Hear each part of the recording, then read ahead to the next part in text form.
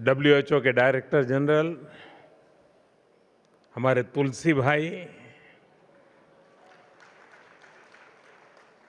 Doctor Tedros,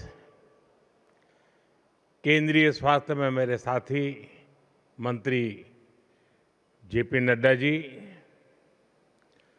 Ayush राज्य मंत्री प्रताप राव जाधव जी, इस आयोजन से जुड़े अन्य देशों के सभी मंत्रीगण, विभिन्न देशों के राजदूत, सभी सम्मानित प्रतिनिधि, ट्रेडिशनल मेडिसिन क्षेत्र में काम करने वाले सभी महानुभाव, देवी और सज्जनों, आज दूसरी WHO global summit on traditional medicine का समापन दिन है। पिछले 3 दिनों में यहां पारंपरिक चिकित्सा के क्षेत्र से जुड़े दुनिया भर के एक्सपर्ट्स ने गंभीर और सार्थक चर्चा की है।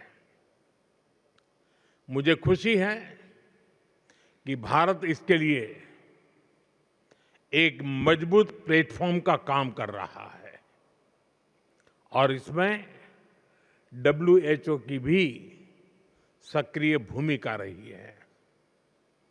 मैं इस सफल आयोजन के लिए डब्ल्यूएचओ का, भारत सरकार के आयुष मंत्रालय का और यहां उपस्थित सभी प्रतिभागियों का हृदय से आभार व्यक्त करता हूं। साथियों, ये हमारा सौभाग्य है और भारत के लिए गौरव की बात है कि WHO global centre for traditional medicine Bharat के जामनगर में स्थापित हुआ है। 2022 में ट्रेडिशनल मेडिसिन की पहली समिट में विश्व ने बड़े भरोसे के साथ हमें ये दायित्व सौंपा था। हम सभी के लिए खुशी की बात है कि इस ग्लोबल सेंटर का यश और प्रभाव लोकली से लेकर के ग्लोबली एक्सपेंड कर रहा है। इस समिट की सफलता इसका सबसे बड़ा उदाहरण है। इस समिट में ट्रेडिशनल नॉलेज और मॉडर्न प्रैक्टिसेस का कन्फ्लुएंस हो रहा है। यहां कई नए इनिशिएटिव भी शुरू हुए हैं जो मेडिकल साइंस और होलिस्टिक हेल्थ के फ्यूचर को ट्रांसफॉर्म कर सकते हैं। समिट में विभिन्न देशों के स्वास्थ्य मंत्रियों और प्रतिनिधियों के लिए बीच विस्तार से संवाद भी हुआ है। इस संवाद ने जॉइंट रिसर्च को बढ़ावा देने, नियमों को सरल बनाने और ट्रेनिंग और नॉलेज शेयरिंग के लिए नए रास्ते खोले हैं। ये सहयोग आगे चलकर ट्रेडिशनल मेडिसिन को अधिक सुरक्षित, अधिक भरोसेमंद बनाने में महत्वपूर्ण भूमिका निभाएगा। साथियों, इस समिट में कई अहम विषयों पर सहमति बनना हमारी मजबूत साझेदारी का प्रतिबिंब है। रिसर्च को मजबूत करना, ट्रेडिशनल मेडिसिन के क्षेत्र में डिजिटल टेक्नोलॉजी का उपयोग बढ़ाना, ऐसे रेगुलेटरी फ्रेमवर्क तैयार करना जिन पर पूरी दुनिया भरोसा कर सके, ऐसे मुद्दे ट्रेडिशनल मेडिसिन को बहुत सशक्त करेंगे। यहां आयोजित एक्सपो में डिजिटल हेल्थ टेक्नोलॉजी, एआई आधारित टूल्स, रिसर्च इनोवेशन और आधुनिक वेलनेस इंफ्रास्ट्रक्चर, इन सब के जरिए हमें ट्रेडिशन और टेक्नोलॉजी का एक नया कोलैबोरेशन भी देखने को मिला है। जब ये साथ आती हैं तो ग्लोबल हेल्थ को अधिक प्रभावी बनाने की क्षमता और बढ़ जाती है। इसलिए इस समिट की सफलता ग्लोबल दृष्टि से बहुत ही अहम है। साथियों, पारंपरिक चिकित्सा प्रणाली का एक अहम हिस्सा योग भी है। योग ने पूरी दुनिया को स्वास्थ्य, संतुलन और सामंजस्य का रास्ता दिखाया है। भारत के प्रयासों और 175 से ज्यादा देशों के सहयोग से संयुक्त राष्ट्र द्वारा 21 जून को योग दिवस घोषित किया गया था। बीते वर्षों में हमने योग को दुनिया के कोने-कोने तक पहुंचते देखा है। मैं योग के प्रचार और विकास में महत्वपूर्ण योगदान देने वाले हर व्यक्ति की सराहना करता हूं। आज ऐसे कुछ चुनिंदा महानुभावों को पीएम पुरस्कार दिया गया है। प्रतिष्ठित जूरी सदस्यों ने एक गहन चयन प्रक्रिया के माध्यम से इन पुरस्कार विजेताओं का चयन किया है। ये सभी विजेता योग के प्रति समर्पण, अनुशासन और आजीवन प्रतिबद्धता के प्रतीक है। उनका जीवन हर किसी के लिए प्रेरणा है। मैं सभी सम्मानित विजेताओं को हार्दिक बधाई देता हूं, अपनी शुभकामनाएं देता हूं। साथियों, मुझे ये जानकर भी अच्छा लगा कि इस समिट के आउटकम को स्थायी रूप देने के लिए एक महत्वपूर्ण कदम उठाए गए हैं। ट्रेडिशनल मेडिसिन ग्लोबल लाइब्रेरी के रूप में एक ऐसा ग्लोबल प्लेटफॉर्म शुरू किया गया है जो ट्रेडिशनल मेडिसिन से जुड़े वैज्ञानिक डेटा और पॉलिसी डॉक्यूमेंट्स को एक जगह सुरक्षित करेगा। इससे उपयोगी जानकारी हर देश तक समान रूप से पहुंचने का रास्ता आसान होगा। इस लाइब्रेरी की घोषणा भारत की G20 प्रेसिडेंसी के दौरान पहली WHO ग्लोबल समिट में की गई थी। आज ये संकल्प साकार हो गया है। साथियों, यहां अलग अलग देशों के स्वास्थ्य मंत्रियों ने ग्लोबल पार्टनरशिप का एक बेहतरीन उदाहरण प्रस्तुत किया है। एक साझेदार के रूप में आपने स्टैंडर्ड्स, सेफ्टी, इन्वेस्टमेंट जैसे मुद्दों पर चर्चा की है। इस संवाद से जो दिल्ली डिक्लेरेशन इसका रास्ता बना है, वो आने वाले वर्षों के लिए एक साझा रोड मैप की तरह काम करेगा। मैं इस जॉइंट एफर्ट के लिए विभिन्न देशों के माननीय मंत्रियों की सराहना करता हूं।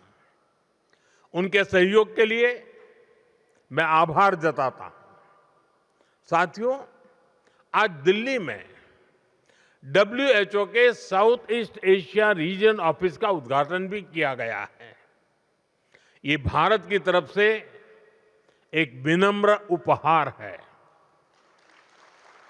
ये एक ऐसा ग्लोबल हब है जहां से रिसर्च, रेगुलेशन और कैपेसिटी बिल्डिंग को बढ़ावा मिलेगा। साथियों, भारत दुनिया भर में पार्टनरशिप ऑफ हीलिंग पर भी जोर दे रहा है। मैं आपके साथ दो महत्वपूर्ण सहयोग साझा करना चाहता हूं। पहला, हम बिम्स्टेक देशों यानी दक्षिण और दक्षिण पूर्व एशिया में हमारे पड़ोसी देशों के लिए एक सेंटर ऑफ एक्सीलेंस स्थापित कर रहे हैं। दूसरा, हमने जापान के साथ एक कोलैबोरेशन शुरू किया है। ये विज्ञान, पारंपरिक पद्धतियां और स्वास्थ्य को एक साथ जोड़ने का प्रयास है।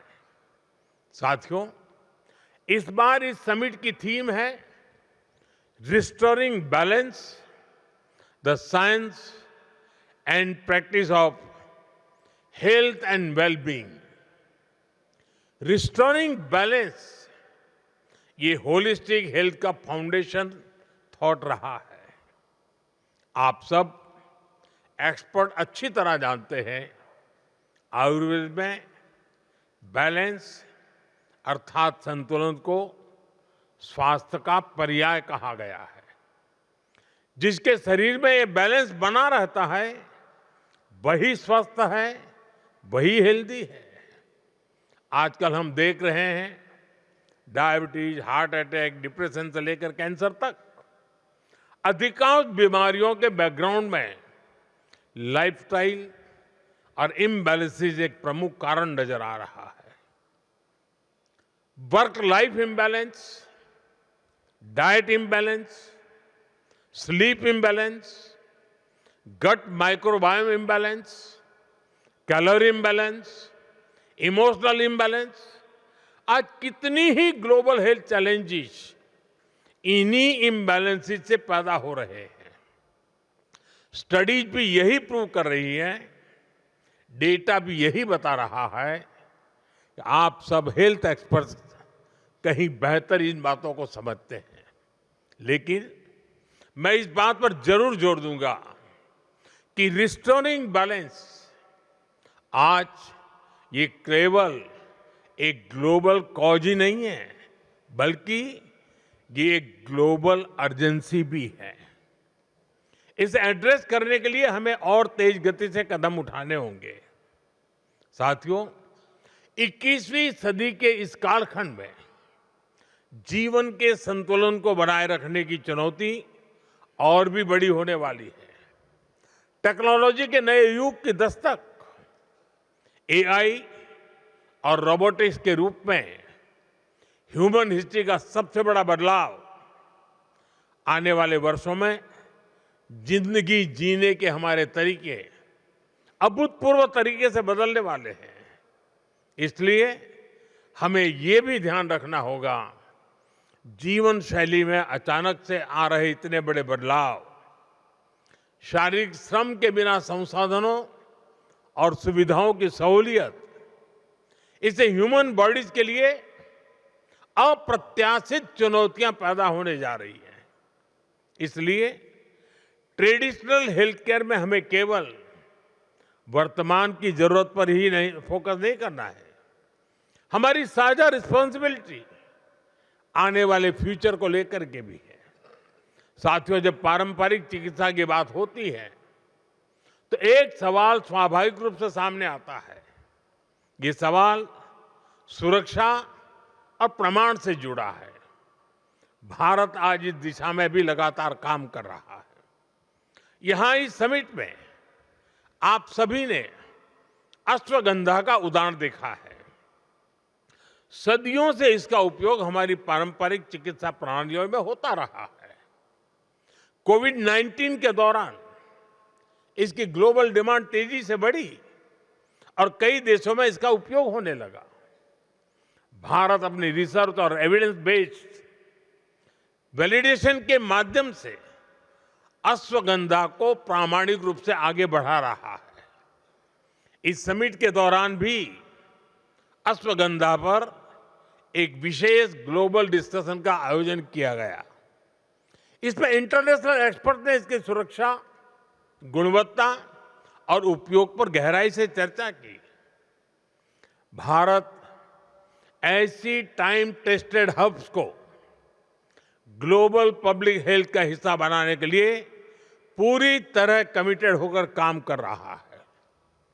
साथियों, ट्रेडिशनल मेडिसिन को लेकर एक धारणा थी कि इसकी भूमिका केवल वेलनेस या जीवन शैली तक सीमित है, लेकिन आज ये धारणा तेजी से बदल रही है। क्रिटिकल सिचुएशन में भी ट्रेडिशनल मेडिसिन प्रभावी भूमिका निभा सकती है। इसी सोच के साथ भारत इस क्षेत्र में आगे बढ़ रहा है। मुझे बताते हुए खुशी हो रही है कि आयुष मंत्रालय और WHO ट्रेडिशनल मेडिसिन सेंटर ने नई पहल की है। दोनों ने भारत में इंटीग्रेटिव कैंसर केयर को मजबूत करने के लिए एक जॉइंट एफर्ट्स किया है। इसके तहत पारंपरिक चिकित्सा प्रणालियों को आधुनिक कैंसर उपचार के साथ जोड़ने का प्रयास होगा। इस पहल से एविडेंस बेस्ड गाइडलाइन तैयार करने में भी मदद मिलेगी। भारत में कई अहम संस्थान स्वास्थ्य से जुड़े ऐसे ही गंभीर विषयों पर क्लिनिकल स्टडीज कर रहे हैं। इनमें एनीमिया, आर्थराइटिस और डायबिटीज जैसे विषय भी शामिल है। भारत में कई सारे स्टार्टअप भी इस क्षेत्र में आगे आए हैं। प्राचीन परंपरा के साथ युवा शक्ति जुड़ रही है। इन सभी प्रयासों से ट्रेडिशनल मेडिसिन एक नई ऊंचाई की तरफ बढ़ती दिख रही है। साथियों, आज पारंपरिक चिकित्सा एक निर्णायक मोड़ पर खड़ी है। दुनिया की बड़ी आबादी लंबे समय से इसका सहयोग लेती आई है, लेकिन फिर भी पारंपरिक चिकित्सा को वो स्थान नहीं मिल पाया था जितना उसमें सामर्थ्य है। इसलिए हमें विज्ञान के माध्यम से भरोसा जीतना होगा। हमें उसकी पहुंच को और व्यापक बनाना होगा। ये जिम्मेदारी किसी एक देश की नहीं है, ये हम सबका साझा दायित्व है।